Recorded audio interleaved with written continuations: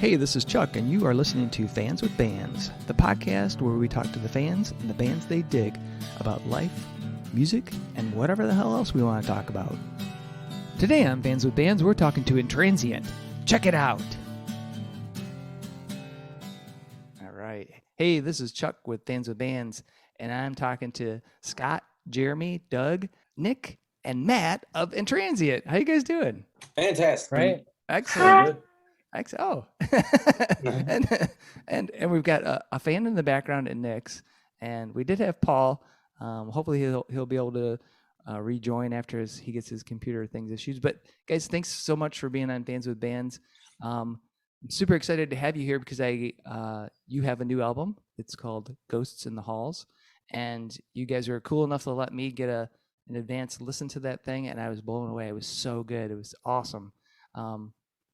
And I was just thinking back to, when I first saw you guys back in, I think it was 2015, opening for ISD. So the heavy metal bake sale? Yeah. Oh, Yeah. yeah. I think it was Nice. our second show ever. Yeah, it was our second show ever, yeah. That was so cool. Yeah. So I feel like I've been in from the ground floor, and it's super cool. And I was curious, with this new album, how do you think it compares to the other two albums you guys did? And we can kind of go around the horn because I'm sure each of you have a little different feel of how that differs. Maybe start with Matt. So how's the new one compared to the last two? Yeah, how do you feel it compares or contrasts with what you guys have done before? I mean, I know it's a big loaded question. It is. I think the biggest contrast is just like if you listen to our albums sequentially, like first, second, third, you can definitely. Yes. You want that one? There are children on the new album, and yeah, no kidding. as albums have gone on, there have been more children born to the band. I mean, I think it's if you listen to all the albums in order, it's pretty clear that, at least in my opinion, that our songwriting has gotten better with each one. And I think just our influences too, because I've always listened to a lot of stuff anyways, but over the years I listened to more and more and more different things, and I think that kind of affects the sounds of the album and what we're writing and all that. Yeah, you can't help but have some things that you listen to bleed in just a bit. I mean, it may not be blatant, but yeah. You can definitely tell when Matt got super inspired by the Foo Fighters, about 3 or 4 years ago. He just went to town. I did go to town. And wrote 20 songs that all sounded like Foo Yeah, Fighters. it's like every night we're getting a text. Hey, I got a new song idea. When I was writing for I think it was this record, or what came to be this record, I was listening to just a ton of the Foo Fighters, but also the new Amorphous album at the time, Queen of Time. Yeah. I was so into that. Nice. It was like these big chuggy chordy riffs and these melodic leads over everything. So that's what I was doing. Majestic. Yeah. Awesome. Or trying to do anyway. And and we all get together and we all put our own spin on everything, and that becomes an Entransient song. It's kind of how the whole process kind of works, really. Yeah. So how about everybody else? How do you feel this one compares to the other albums? I think. Go ahead, Scott. No. The first one, I think we didn't really know exactly what we were yet on the first. No. And if you have. If we have to describe it now, we still don't really know what we are yet. But we were still kind of figuring it out at the time, and it actually started as kind of a side project. We each had heavier bands, so we kind of, the conversations we had were like, something more in like that Alcest, Anathema, that sort of area of music. What up, JoJo? And now this is all we do. So JoJo. now we just all do whatever we want without thinking about it. Yeah. Cool. Yeah, I specifically remember presenting a whole bunch of ideas for album one, and Matt and Scott were like, nah, that's kind of not what we're going for right now. Yeah, that doesn't happen at all anymore. And then album two comes Let's do it. Album two comes around, I got these ideas. We're like, yep. Yeah. Just Seriously. bring it back around. Yep. Like expectations just kind of went out the window. It's like, we'll just write whatever, and if it's sweet, we'll use it. Yeah. Oh, that's cool. That's very cool. How about Doug or Jeremy? Yeah, for me, the difference between the first album and the second one is I wasn't around for the first one. So there's a whole lot more of me on the second album. But yeah, I think Matt definitely nailed it. The difference between, I think, the last album and this one is definitely a growth in the songwriting. I think just from when I heard the first album and like just really dug the sound that these guys had gone for on that one. And then getting to join and then doing the second album, it's like, okay, we went for a little bit heavier sound on the second album, not fully heavy, but we went a little bit heavier. And then on this album, I think we went just even further. We're just like, let's just open up the floodgates and just see whatever comes out. And then obviously with Matt, listen to a lot of Foo Fighters and that stuff definitely helped with that sort of sound. But I also like that lyrically, I think there's a big difference between the last album and this one. I think everything has a much more mature. Got a lot better. Yeah. You and Scott knocked it out of the park. Yeah, for sure. Yeah, Scott definitely for sure. Like the stuff every time he came in with, hey, here I got lyrics for this. It's like, dude, just absolutely nailed it. So that was always fun every time he came in with lyrics. But I think that for me was a big jump between the last album and this one.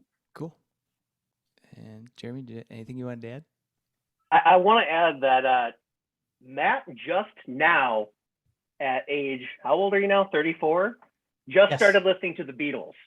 Oh, true story. This is the weirdest thing ever. I wanted to jump in earlier.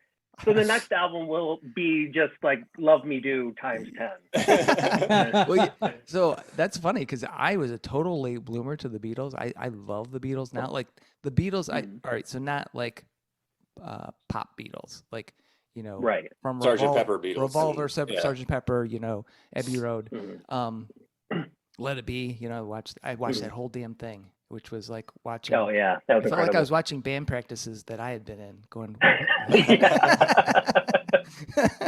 And but yeah, I totally get being a late bloomer to that music, but then being very so yeah, that's cool. I did want to touch on a tune because I wrote about it in the review I did, and it's Synergize, and I was very I was super intrigued with that tune because it's got like this almost kind of a poppy beat, right? The music's uplifted, but the lyrics sounds like it's just like a big fuck you to and I'm curious, am I right or did I totally miss the boat? What is the background behind that tune? Well, Scott, okay, there you go. Well, Scott, take this one. Matt and Doug and me are we all work in IT in the like kind of business analyst area, and that's just kind of like the language, the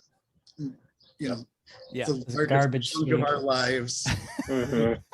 Office jargon. It's the worst. I hate it so much. Yeah, lots of parking lots and circle back. And, Yeah. So touch base at the touch point. We were just jamming, we're just jamming that song, and I just started singing those words to be funny. Right, because it came organically, more or less, out of a conversation. And then I work for an aerospace company, and we get emails with all sorts of office propaganda from the higher ups and everything like that, with like, let's leverage our perspective, team. No, shove it up your ass. Just use words that mean stuff. Right. Exactly. Just use normal language, please. Yeah, I thought it was perfect though, because I also come from that background, IT, business IT, and I totally felt like I was sitting in some meeting with some CEO blathering on about bullshit, or being forced to go to some kind of like meeting to understand the latest and greatest in agile blah blah blah blah, and you're like, oh my God, dude. Yeah, maybe we just I'm going through that. I'm going through that. I'm going through that at work right now. Just talking about it makes me want to pull out the industrial grade size bottle of Glenmorangie. We really should have thrown in like story points and crap into that song. Oh yeah, would have been something else. But we actually, how many story points is that going to be? Yeah. I don't know. We had kind of talked about like keeping it that way as just business, but I liked the song too much for it to be like completely 100% meaningless nonsense. So I kind of went back and kind of used it as kind of a metaphor for the way that we talk down to other people that we don't feel like listening to. And that's there if you look for it. Yeah, I mean, I felt that's a good confirmation, because that's sort of where I felt you guys are going with that, and that it's like this is a metaphor for the circles of non-communication that we do. So we're communicating all the time, but we're not saying anything. No one's really talking to each other. We're touching base, but we're really not connecting. That's what I took out of it. Yep. So awesome. Yep. 100%. And the other song that I wanted to know a little bit more about is Above the Stars. So how did that song come about? Because it was super intriguing to me, and I was kind of curious about the meaning and the construction of that song.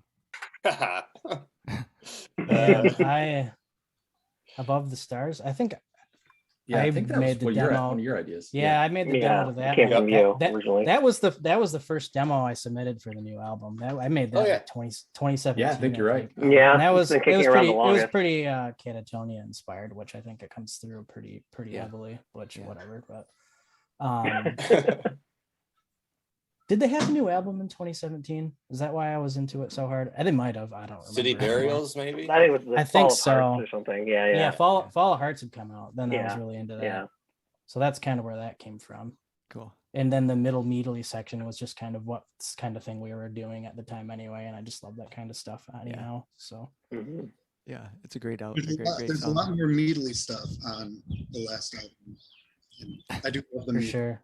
There is specifically a very off kilter chord in the original demo. Oh, that's And right. and Yeah, we had a lot of and- arguments and Oh, about many- God, the fight. and Nick hated it. it's Oh. not, it wasn't in the right key, and it wasn't in anything, and it drove me bonkers. So It wasn't in anything. it was to the point Yeah. where we were doing it this way, or we're not doing the song at all. But Yeah, I was like, I over love the one chord, dissonance. but Oh, Yeah. it's way Well, better. then- It's way then better after- after change. yeah. Same. yeah, after With Nick that- was like, no, like listen to it, do it this way, and we all listened. Okay, yeah, Nick's right. Yeah. Yeah, I still Yeah, fought it. it took a I while still, too. Yeah. Yeah. I still fought it though, but everybody else was like, "Well, you are the drummer. You don't have to play in a dissonant key here." I kind of want to hear All the right, fair original demo again and just like cringe at how bad it actually Well, was. I'm It was good. I'm curious. I don't know, man. It's a lot better now. I'm Yeah. gonna share it to Chuck now. Now that this happened. He's gonna go, yeah, this is Yeah. terrible. He's gonna listen to it and go, yeah, you guys made the right decision. Yeah. Nick was 100% right. Exactly. So we've got fans, and it's not just about me talking and asking questions. I want to give the fans a chance. So we got Jojo and Paul. How you guys doing? Can you hear me? Doing all right. How are you? All right, Is excellent. this even working? Yeah, it is. I Yeah, can we hear you. got you. Okay, good. Hey, how's it going, guys? Excellent. Hey. Good, how's it going? Good to see you. Yeah. So did you guys Just got the album. I've only been able to listen to it once, so I haven't quite gotten associated, gotten into it yet. But from what I heard, it is very good. I like it. I think it's a continued improvement from the last one, which was, I guess, God, it's been, when did we see you guys? Like in the 3 years fourth ago? one? Years ago. Is that 2019. 2019. 2019, I think. Yeah. Mm-hmm. Yeah. Man, that was. Will you guys be touring anytime soon? Ooh. I would love to. Probably not. If the opportunity But, yeah. presented itself, we would definitely probably do it. But yeah, just around Michigan. Yeah.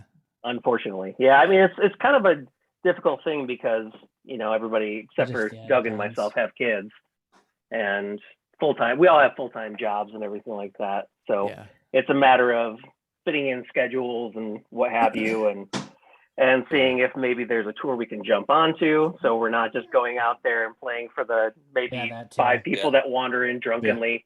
For the bar in a staff town and we've one or two never been in regulars. before. Yeah. Yeah.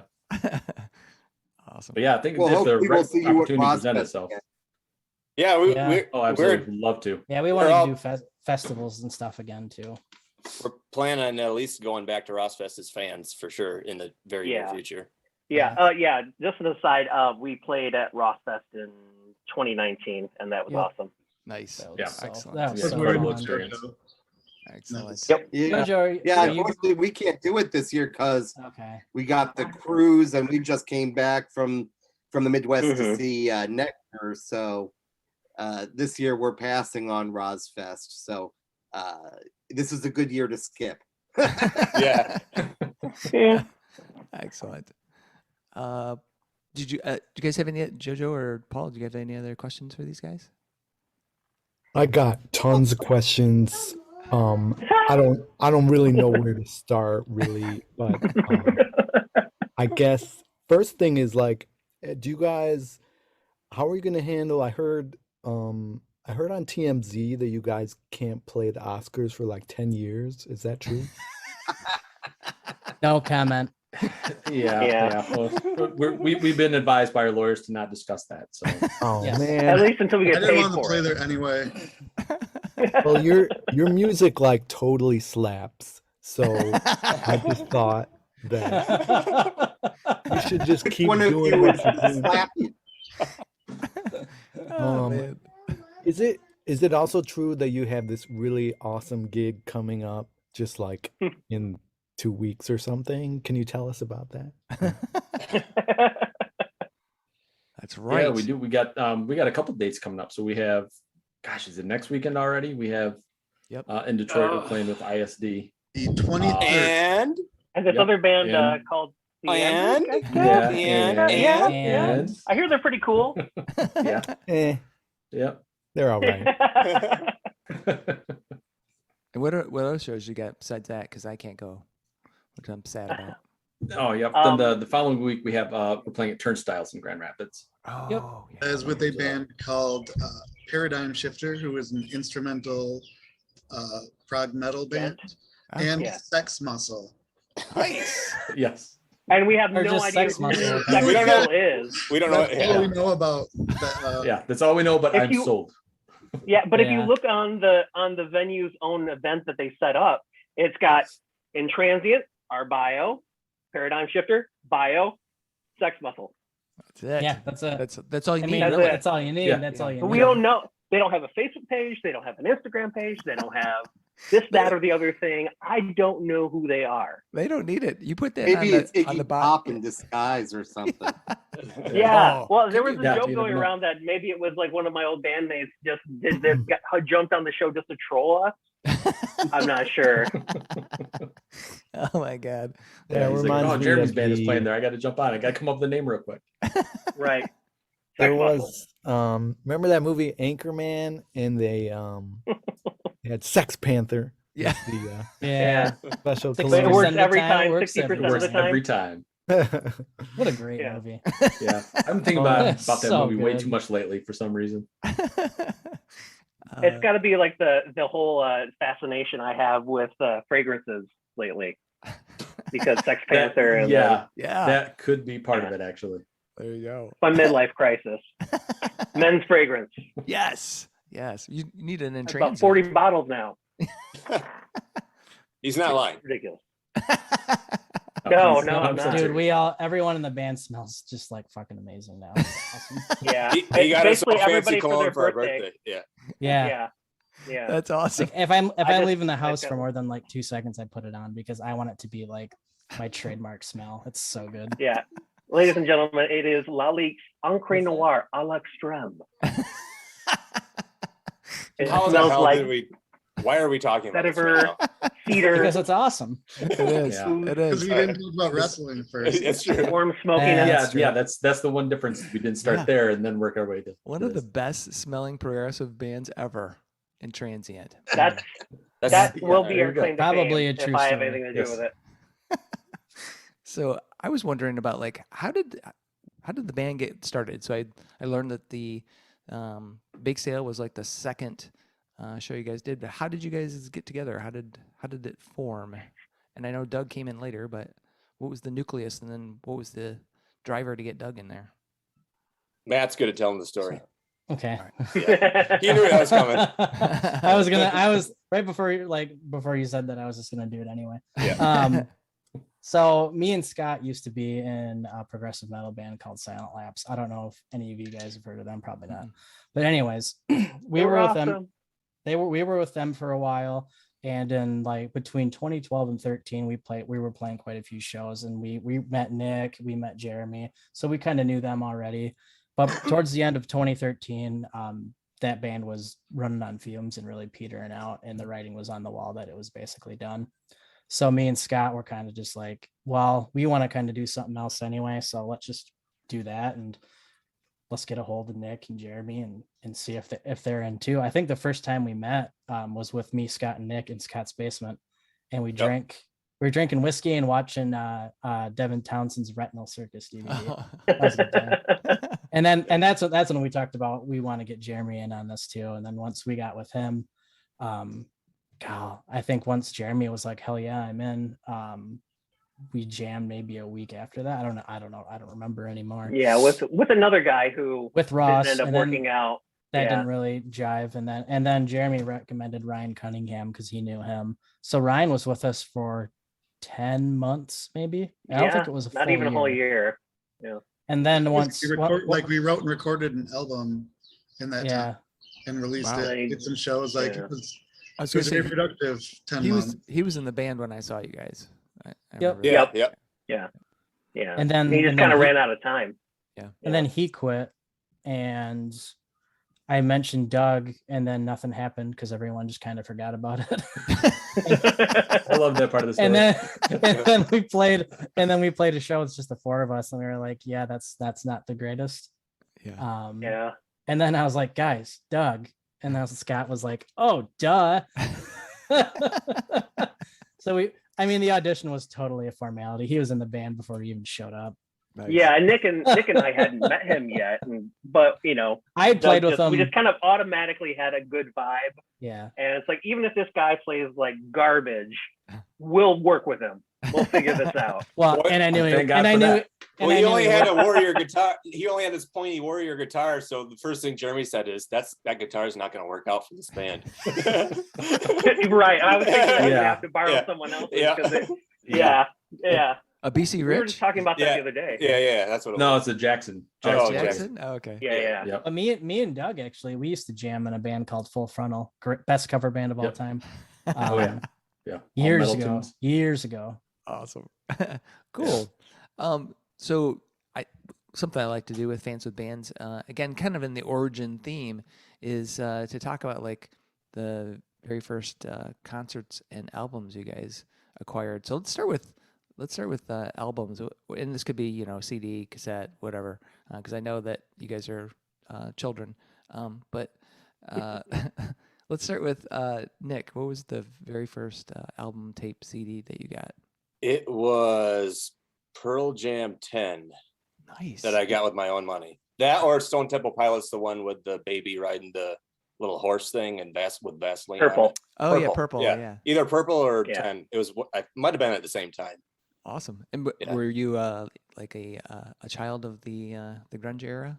Yeah. Well, my brother was a pretty big influence on me. He was a big fan of Rush and Dream Theater. So that was how I got my first love of music, and then from there, the 90s alternative, American Pie, and all that type of stuff kind of took over. Awesome. Yeah. Doug, how about you? I want to say the first album I bought was a cassette. It was, I think, Skid Row's self-titled album, if I remember right. Nice. Because I remember my oldest brother was really big into Skid Row, and of course, being the youngest brother, I just wanted to do whatever he was doing. Right. And so I kept stealing the cassette from him. I think he kept getting bad. So finally, I saved up my money and bought it for myself. So I'm pretty sure that was the first one that I got. Awesome. Excellent. Matt. What was the first album? I don't want to say, it's embarrassing. Oh, come on. No, it's fine. I think I know this. So, you do know it, and you're gonna go, oh. Yeah, I do. So you guys, yeah, you do. Preemptive facepalming. Remember that band called Good Charlotte? Oh, yes. Yes. Oh, I remember. Young and Hopeless, man. I was like 13 years old. That was like totally like marketed towards my age group, and But hey, man, like 2 years later, I was listening to like fucking Rain and Blood, so it was a gateway. That's true. That's true. Yeah. No, I started. I mean, I'm trying to think when music really clicked with me. Probably, I remember like back in like the late '90s R&B stuff that was on the radio. I remember thinking that was all that in a bag of chips. Boyz II Men was also one of my first matches. But yep. But awesome. I'm trying to think. Like I remember the name, yeah. but what kind of music was good, Charlotte? Was that like the? It was pop punk. That was kind of my gateway because, I mean, I listened to a lot of 92.1 back then, which was like the alternative radio out here. Yeah. And that's kind of how I got into rock music. What was that alternate music fest too? Because I think they were on there. Is it the Vans tour? The Warped Tour? Yeah, Warped Tour. Warped Tour, yeah. Or Warped Tour, yeah. That's Vans Warped Tour. Yeah, cool, awesome. Don't ask why I know that. Yeah, well, I went to one. I'll be honest. I still remember the first. What really like got me into metal though was when I heard. I remember when System of a Down's Texas City came out, and that just changed my life. Yeah, that blew me away. Yeah.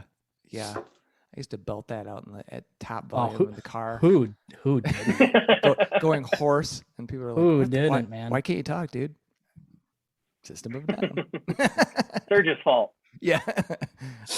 Jeremy, how about you? Is everyone in the band a metal fan? Oh yeah, that's a good question. Yeah, yes, definitely. absolutely. Who's everyone's favorite metal band? Oh, nice. This is tough. Iron Maiden's up there. Maiden and Priest are up there. Yeah, I think for me, it's really hard to Metallica pick guy. one. I mean, obviously. Yeah. Oh yeah. Matt's got the. It's changed a lot decides over it. the years. For Maiden, me. Yeah. I got into Maiden pretty early too. Yeah. I would say like Opeth, but again, like they have also evolved and changed quite a bit. I mean, for that's sure. the Right. thing. It's like when I first got into metal, it was kind of all about like sort of hard rock, and then Megadeth and Metallica were huge at the time, so obviously that was going to be. I was always more into Megadeth, but and that was one of the first ones that I bought. So that segues nicely. Oh, Thanks, nicely, awesome. But actually, if you go back even further, the very first thing that I can recall spending my own money on was a cassette in 1988 or 89 of the California Raisins singing blues songs. Oh yeah. And so it was just a bunch of like random Motown session guys. Right. Heard it on the grapevine. Good musicianship. Yeah. I'm pretty sure I've heard that before because I think we might have had that in our household. I'm pretty sure my dad lots of California Raisin stuff. Yeah. Oh, okay. And now I don't feel so bad. Yeah, that commercial I was like every Christmas we'd watch the California Raisins claymation special. Yep. I had the California tradition. Raisins Christmas album too. Oh man. And I hate Christmas music. So oh my god. That's how much I love the Raisins. Awesome. That's awesome. Dude, go back to the Raisins from earlier. Did anyone listen to the Rob Halford Christmas album that came out like 2 years ago? I have it. I do too. It's so awesome. I didn't even know there was such a thing. It's the album I didn't think I needed. Get it. It's like when I first saw it, I was just like, well, it's Rob Halford, so it's going to be awesome. But it's better than I thought it was. Really? That's for sure. Yeah. Holy shit! Yeah. Wow. All right. He's a metal god. He can't do anything wrong. That's true. That's right. Scott, how about you? What was your first metal album, or what got you into metal, and then your first album? What got me into metal was, I think there was something at the school, I think it was called Jump Rope for Heart. And everyone just jumped rope, and they collected money, and I don't know, you just jumped rope for like 2 hours. But they were playing Metallica's Black Album at the time, which at the time I had notions about metal that it was, not accessible. Yeah, a guy like me. But then that kind of, that was the gateway down the rabbit hole. So I think that was the Black Album for a lot of people. So I think that was the first Metallica album I got was the Black Album. Yeah. Then I worked my way backwards to. Yeah, that does seem like to be a progression depending on your age, is like where you started in the Metallica stream, because that is a gateway for a lot of people, really. I mean, they started metal almost. I mean, Black Sabbath, Metallica, well, Deep Purple, but Judas Priest. Yeah, Judas Priest. Yeah, that's I keep forgetting. Dude, I saw Priest in 18, and oh my god. Yeah. They still got it. Yeah. Well, I remember seeing the very first time I saw Priest was the British Steel tour, and That's that so was awesome. and that was when Iron Maiden was opening for them. Dude. That's right. First American tour with Bruce Dickinson on vocals. Yeah, yeah. It was like Wow. Yeah, it was crazy. That's a It was hell of a awesome. tour to get to see. Yeah, it was awesome. Yeah. Paul, how about you? What got you into metal? I don't know if we ever talked about that. It was that California Raisins track. Yeah. I was just amazed by their heaviness of their sound. No, The dark brutality. So let's see. I'm middle-aged white guy in my 40s. I probably my earliest memory of like a heavy sound being like 6 years old and hearing Eye of the Tiger. Yes. You know, like hear that riff, and I was like, I was a little kid, but I was like, that is awesome. What is that? So that was, I remember, a formative song. And then actually the first, like a lot of kids my age, it was sort of like glam rock was like the first kind of gateway a little bit. So like my first cassette was Europe, The Final Countdown. Yes. Yeah, And I love that album. I actually rebought it a few years ago, and I was like, "This is incredible. Yeah. Why do people shit on Europe?" Yeah, it's so good. Like John Norum's solos are all on fire. Yeah. Like So good. it's everything is And the clear like, intros for the Bad Boys, my God. Oh right. yeah. Like back in those days, I mean, That's the most pumped up song. Final ever. Countdown was so epic. Like that song is my childhood, just like the instrumental loop of like Joe Dumars and Isaiah Thomas. And Bill Evans. yeah. Oh, right. Yeah, I would like just sit, I would lie in my bed, close my eyes, and just like play the intro like over and over, and just be like, I was like, God. Yeah. And then later I met a buddy at school who had a cool looking like what was it called, Trapper Keeper folder, and it had and it was he had like some Iron Maiden folder, and he was like, you know, have you heard of them? I'm like, who, what? So he let me borrow Number of the Beast, and then life has changed after that. There's, you know, life before Number of the Beast, and then life changes people. Jojo, how about you? What got you into metal, and what was your first album? I don't remember my first, literally the first music other than Sesame Street that I ever heard where it was two bands, Pink Floyd, Dark Side of the Moon had just come out. Oh, wow. And my older sister would play the heartbeat and the scream, and that would get me out the room when they wanted to leave. And the other one was a band called Nectar, who I just went and saw. They were big in the Midwest in the early 70s, and they had painted the album Remember the Future on the wall, and it was this big psychedelic mural, and I was fascinated by that. And so literally those were the first music. First record I bought, I don't know, it might have been Pink Floyd's Momentary Lapse of Reason. Oh, nice. With like my own. Yeah. And the first metal show would have been Monsters of Rock 89 or 90. It was the first time I saw Metallica. Yeah. And I just gotten there. It was in Miami, Joe Robbie or whatever it was called then. And a massive food fight. There were like 30 minutes between acts. Yeah. And I think the Scorpions had just played. And a glass whiskey bottle came from out of nowhere and pegged me in the chest. I literally had a bruise like that. Oh man! And then Metallica came on, and that's so rock and roll, right? Except I was in pain, so I don't like. I remember being like, "Scorpions, awesome! Metallica." I think I broke a rib. Yes, chest pains every time he hears, Entransient. Right. But that's the only time I've actually ever seen them. But that was my first metal show. Awesome. And even then, I still like things like Motorhead and AC/DC over, say, what was going on. Although I saw all of them, like Rat and who were terrible and bloated and fat, even like in the flying. They were already a mess. Great White was great, but yeah, it would have been Monsters of Rock that got me into metal. Awesome, excellent.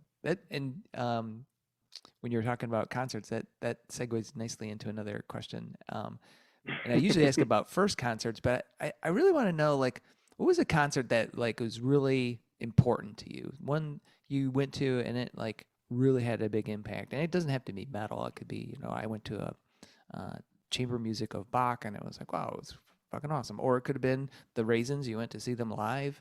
I mean, my first concert ever was Gigant Tour 2005, and that was pretty life changing. So. Wow, holy crap! Yeah, that was unreal. At the deep end. Yeah, geez. That still Priest in 2018 though. That was unreal. That was one of the best shows I've ever seen. Awesome. 2018. Who were they playing with? Deep Purple. Deep Purple. Deep Purple. Yeah. That was a hell of a show. Nice. And was what's his name?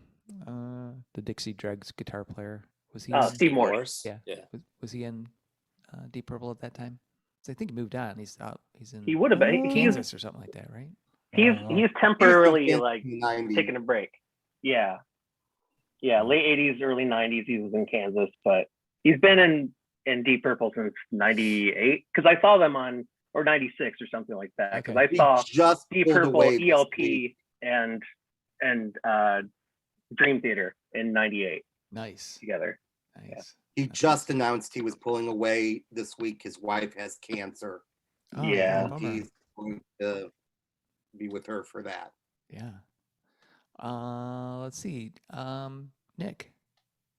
The first show that I ever went to was Chicago and the Beach Boys, which was pretty fantastic. Yeah. But probably the most memorable like span trip that pretty much changed my life was in 2013. Right after I got divorced, I went on a trip with my brother to we saw Steven Wilson in Cleveland, and then we went to Rossfest in Gettysburg, and where Pain of Salvation and Jolly and all those bands were playing at that time. But I also met Tony Piccoli from ISD at that same time because they were on tour with Pain of Salvation and King Crow, and I didn't know them at all at that time, but so I met him, and then we became friends, and that's cool. Yeah, awesome. So on and so forth. Yeah, awesome, very cool. Doug. I'm trying to think of I know what the first concert was that I went to. It was a Leonard Skinner concert when I was I was probably still junior high, maybe it was high school, because it was a friend of mine that also played guitar, and we did the whole thing. Oh, we're gonna start a band, and of course we were all just terrible, and all we did was just play for about 5 minutes and then just start playing video games or something. Right. But I remember he and his dad were going to Leonard Skinner, and they at the ballpark in Lansing, and they had an extra ticket, so I went with them. So I know that was the first one. I don't. It would have to be one of the Metallica concerts, probably the most, I guess, influential. Yeah. But I've been to quite a few Metallica concerts, so it's hard to say which one. Which one? Yeah. It might have been, yeah. But I'm thinking maybe, and I don't know what year this would have been. It either would have been one of the shows they did with Godsmack. I think it was just them and Godsmack. I saw that tour. It was a good one. Yeah. Yeah. And it's funny. I think I saw them at least twice on that tour, because I saw them once in Phoenix and then once in Detroit, at different spots of the tour.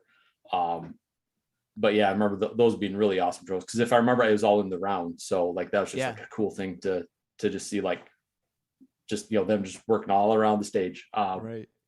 That's probably the close one I can think of, because all the other ones are just kind of a blur. And when you learn that Sully's just as good as drummer as Shannon Larkin is, or from Godsmack or whatever.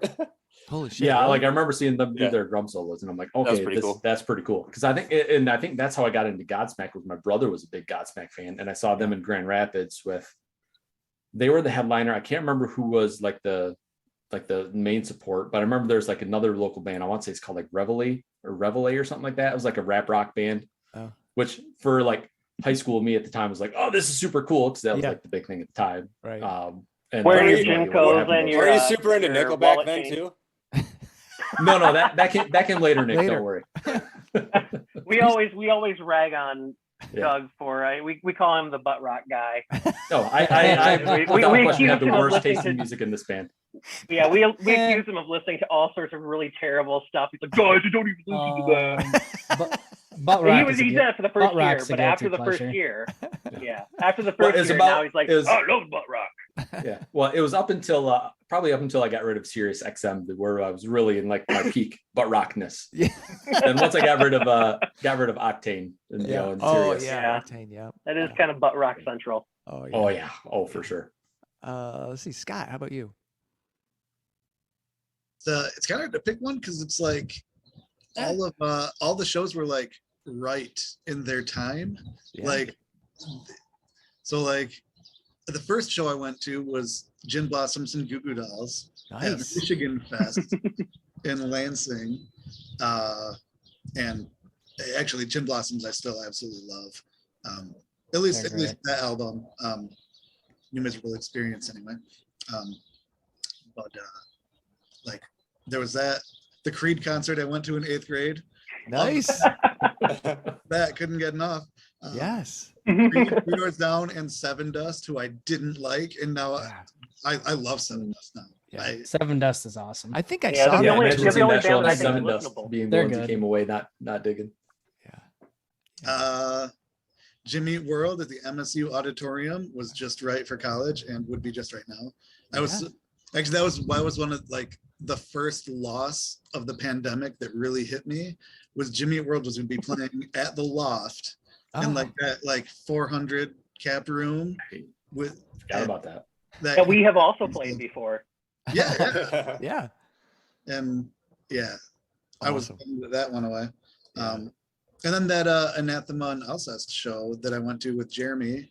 It's part of how this band came about because Jeremy mentioned that sometimes he'd like to do something like that, and that was something that Matt and I were not doing. So it seemed like Yeah. But Cool. if you're going to do something, it'd be slightly different. So, Yeah. That's awesome. That's cool to get that kind of timeline. It is true that those shows can kind of fit the time that, you know, they're perfect for that time. It's just like music. Sometimes, you know, you may ask, you know, what is a favorite song, and it may change over time, or it may not, but depends on the person. So Jeremy, what about you? Like Nick, my first concert was also the Beach Boys, but it was in 1987 with America opening. And the only song I knew from America was Horse with No Name. But yeah, I was 8 years old, and I went with my aunt and uncle or something like that. Yeah. The most important one, though, I have to skip over I have to mention a couple other embarrassing shows that I went to. I don't know if they're embarrassing. Maybe like, things have just come around to where it's cool. My second concert was MC Hammer. Nice. With En Vogue opening. That sounds awesome. But Vanilla Ice was also supposed to be on the bill, but he no-showed. Oh. What? Come on, Vanilla. Oh. What? Man. But it was whatever. It was 1990. Yeah. MC Hammer, whatever. Big pants. And everything. Huge pants. Those parachute pants were just billowed out, and everybody on stage with them had them. Yeah. And I think they must have shot wind up. Like there must have been fans underneath the stage because they were fully inflated. I do remember that very well. Unfortunately, I went and saw him again 2 years later when he was just Hammer. But and then opening for that show was TLC and Boys to Men. Nice. But anyway, later that very same year, 1992, I kind of was getting out of like pop and rap and all that stuff. And by the time I went and saw Hammer with all of those, I was kind of not into that music anymore. Later that year, I saw Kiss on the Revenge tour, the last tour before they put the makeup back on. Nice. Because I was a huge fan of that album. Trickster and Great White opened. Nice. Which, it's kind of like there's that weird cross section of where like the hair bands were kind of going out, though I'll still maintain Trickster was pretty solid stuff for what it was. And Great White. Great White, yeah, they were fantastic. Bluesy, hard rock sort of thing. Yeah. Yeah. But so that was kind of a big deal. But actually, the next show that I saw was the one that was the big deal, big deal for me, and that was in early 1994. Saw Rush at the Palace in Auburn Hills, near Detroit. Yeah. With Primus opening, which I was a huge Primus fan at the time too, and it was incredible. Yeah, that was amazing. And of course, I can think Candlebox opened the first leg or the second leg of that tour. I just remember that there were so many people like, "What the fuck is this shit?" When Les Claypool comes out with his 6-string fretless bass and starts playing "My Name Is Mud." Yeah, like, what is this crap? Ugh. I want to hear Tom Sawyer, which I wanted to hear too. But right, yeah, I mean, that was my first kind of prog show. Nice, proper prog show. That's a great one. So that was huge for me. That was super huge for me. That's awesome. Excellent. I don't think I asked Paul, what was your, I know we talked about first concerts, but what was your pivotal concert, a concert that like meant a lot to you? I'm guessing it's the Raisins, but I'm not sure. Yeah, no, I never got the chance to see the Raisins live, so I'm working through that in therapy. Missing out, buddy. I would say, let's see. I mean, any Iron Maiden concert is always like the best thing in the world. Let's see. What comes to mind, which was cool, was I think I can't remember what year, but at Tiger Stadium, the Three Tenors came. Oh wow! So Pavarotti, that's pretty sweet. Jose Carreras, and Placido Domingo. Like that was really cool as a cultural like city event, like filling a whole stadium with just like these guys who were like the top of their game, and that was pretty wild. That was cool to just be there, and how electric it was to hear those guys sing. So that was really cool. Awesome.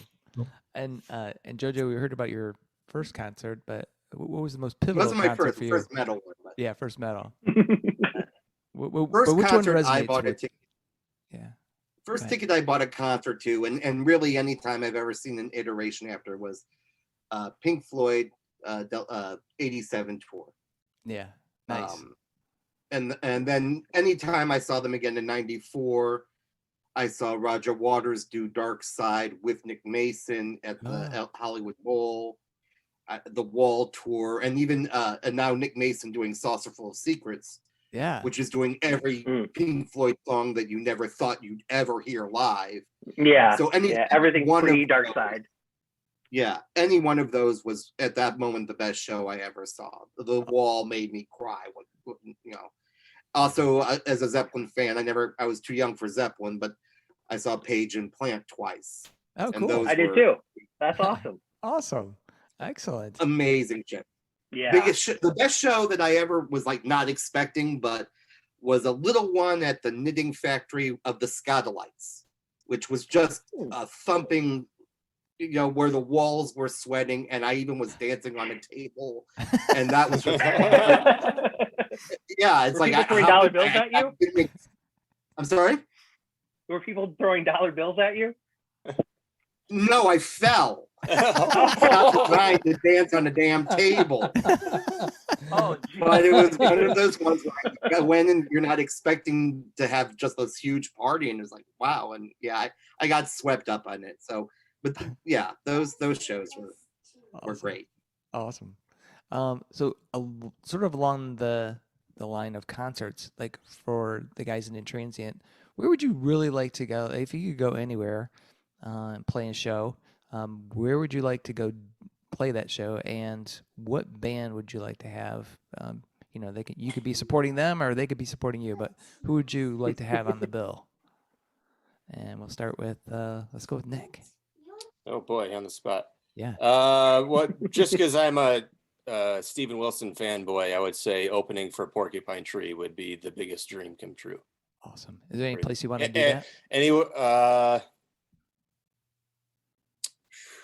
What's the amphitheater in Greece?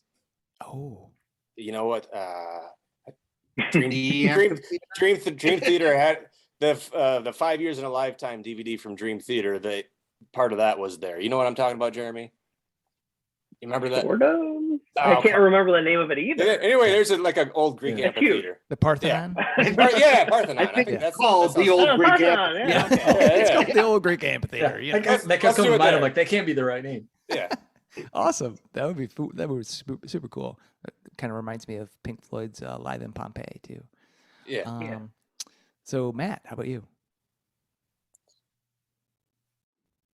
Scotland opening for Biffy Clyro. Oh. Yes. Yeah. Anywhere in One of Scotland. us mentioned how much Yes. I love Biffy Clyro. Yes, Yeah, I'm going to they're see so Biffy good. Clyro this weekend. Oh Birthday man. present for me. Awesome.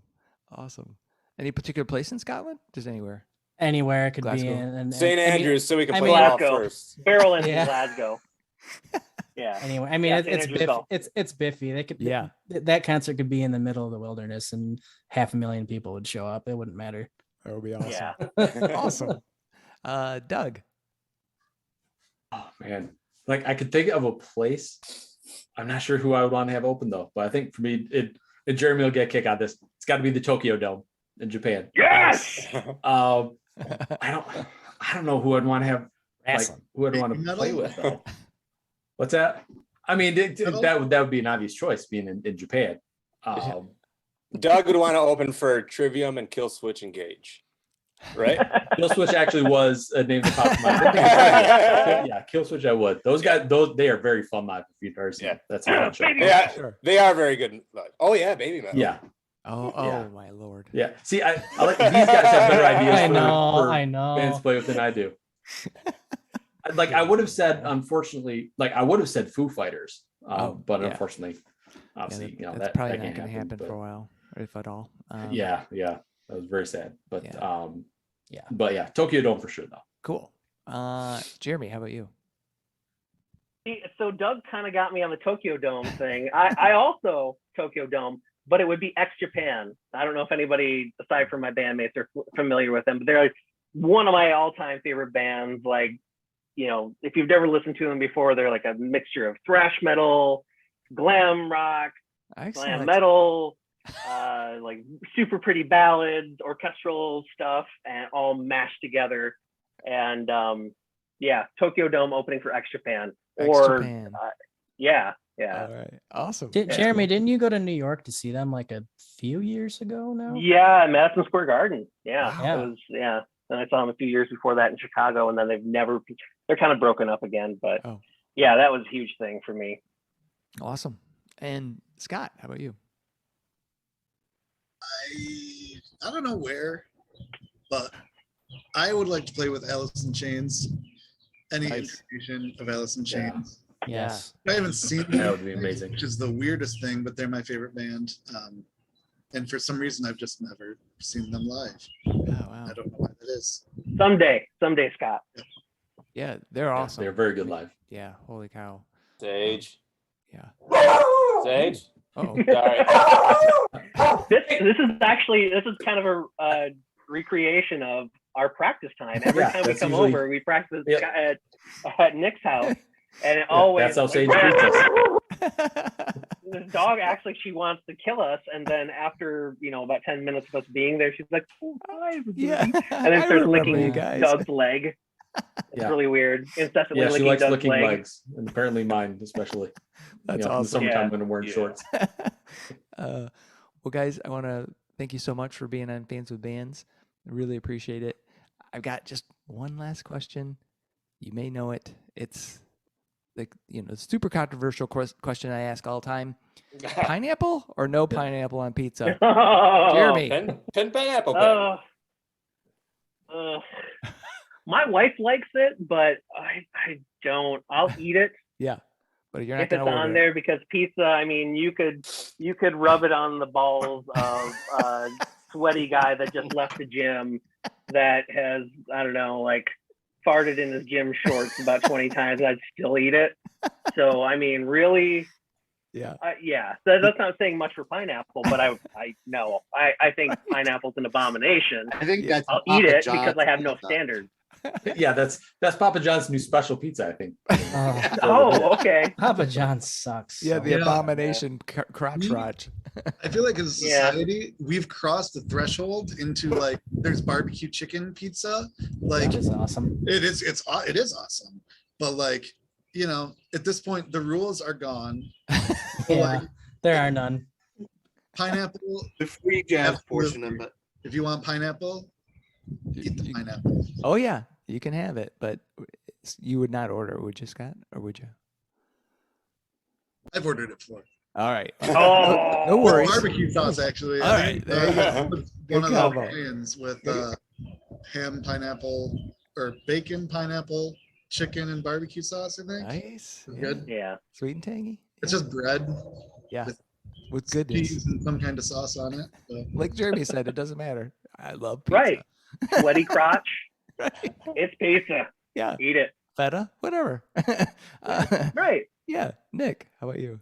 I did one time in college, but you know, Right. true story. Everyone There's an goes through that experimental phase. period in his life. No, Time I and place for everything, and it's college. yeah, and generally it's not for me. No, Yeah. I Yeah. would I would never go out of my way to ever put pineapple on. No. Doug. Absolutely not. I don't want pineapple anywhere near my pizza. All right. Matt. I can take it or leave it. I've never ordered it for myself, but I'll eat it. You'll eat it. I have would had a pizza. I Dominated, have had a so- I have had a pizza that had pear and goat cheese on it, and that was really good. Or was it Really? feta? That- Yeah, I don't know about that, man. You were somewhere fancy. Yeah. I was somewhere. I was in Portland, Maine, Yeah. and it was on. They had all these weird pizzas, and it was one of Wow. the best pizzas I've ever had, actually. Wow. All right. But no, pineapple's fine. Yeah. I don't care. But you wouldn't necessarily order it for yourself. It was No, on if there. I'm ordering a You'll eat pizza, it. if I'm ordering a pizza myself, I either get a ton of meat or I'll do like or I'll just do like sausage and peppers. Sausage and Nice. peppers is like one of Oh, the yeah. greatest That's a good combinations. Ooh, ever. banana pepper. That's Yeah. good stuff. Hell Yeah. yeah. Jojo, how about you? Pineapple, no pineapple. Personally, I just like a cheese pizza. Like, Nice. Yeah. That's my thing. Very nice. Just Yeah. straight up platonic ideal. A lovely I- pizza just for JoJo's. Yeah, I'm okay with pineapple if someone gets it, but Yeah. and the whole pear with feta, that's a tart. That's not a pizza. That's a pizza. I mean, yeah, okay. It was still good. Yeah. Matt's like, I ate a whole bunch of it. And it was I don't great. care. Bananas and ice cream. Yeah. I don't know, but yeah, cheese pizza for me. Awesome. And Paul, I can't remember whether you were a pineapple guy or no. Yeah, remember like not too long ago for like 30 seconds when Judas Priest was like, "Hey, we're gonna tour with one guitar," Oh, and everybody was like, "What the hell are you smoking?" no. Yeah. Yeah. I think pineapple pizza is sort of like that. Like, there's so many other options. Like, go with the right option. You don't want to. Right. Andy Sleep is so good. Awesome. Yeah. Awesome. That's a great analogy. I love it. Would you order Andy Sneap on a pizza? I would order Andy Oh, Sleep yeah, on a hell pizza. yeah. Okay, great. Absolutely. Yes. I would Yeah. also over pineapple. Awesome. Well, guys, thanks again for being on Fans with Bands. Really appreciate it. Thank And- you. Thanks, Chuck. Yeah, thank you so much, Chuck. And can't wait to see Nice you to guys see live. guys. Yeah. Yeah. Yeah. Yeah, Yeah. thank you, Jojo, for Paul, coming we'll out. see you Thanks, soon. thanks, Paul. Yeah. Yes. Yeah, that's Yeah. right. Look All forward right, to guys. April 23rd. Cool. April 23rd at the Love and Touch. Yeah. Yeah. Yes. All Get right. lovingly touched by three What a great fans. venue name. Full of sweaty Yeah. guys. Fantastical. Yeah. They may or may not have pizza near somewhere in their nether regions. Hey, we might Jeremy just will rub eat it it. on ourselves and toss it out to the audience, and then just watch everybody dissipate. Yeah. Awesome. Well, thanks, guys. Thanks to Scott, Doug, Nick, Matt, Jeremy, Jojo, and Paul for joining me on this episode of Fans with Bands. It was awesome to be able to talk with the guys in Entransient and learn more about their new album called Ghosts in the Halls. If you love the music of Porcupine Tree, you will dig Entransient. Seriously, awesome music. See the show notes for all the details and links. These are tough times for everyone in the creative industries such as music. Your support of live streaming, purchasing music, and merchandise is critical. If you can help out your local artists, please do. If you are in the Michigan area, consider following the Playing in the Detroit Area Tonight Facebook page. It is a place for fans and bands to support each other and share our combined love of music. Thank you all so much for listening. Be sure to hit subscribe on your favorite podcast service to get each and every episode of Fans with Bands. Spread the word by rating the show and leaving a comment. We want to hear what you think. You can keep in touch by following us on social media. This is a Life in Michigan production. Until next time, be well and kick out the jams.